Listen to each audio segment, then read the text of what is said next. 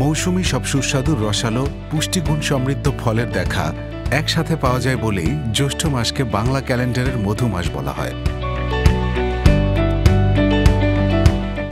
গ্রীষ্মকালের ভ্যাপসা আবহাওয়া ও প্রচণ্ড গরমে ক্লান্ত শরীরে প্রয়োজনীয় ভিটামিন ও মিনারেলের উৎস যোগায় এই ফলগুলো।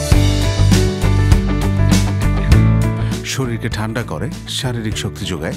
সবচেয়ে বড় ব্যাপার, এই মৌসুমের বিভিন্ন অসুখ বিসুখ যেমন জ্বর, সর্দি, কাশি, নিউমোনিয়া, ডায়রিয়া ইত্যাদিতে প্রাকৃতিক প্রতিষেধক হিসেবে কাজ করে মৌসুমী ফলগুলো।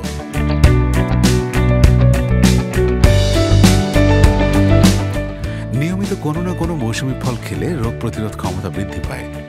গ্রীষ্মের সব রসালো ফল এখন বাজার দখল করে আছে।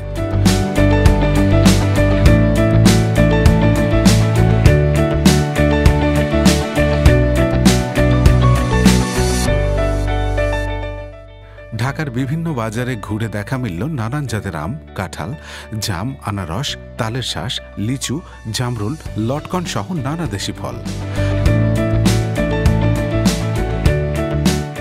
ফল কিনতে ক্রেতাদের সমাগম বাড়ছে, তাই এইসব বাজারে ফল বিক্রেতারা ভীষণ ব্যস্ত।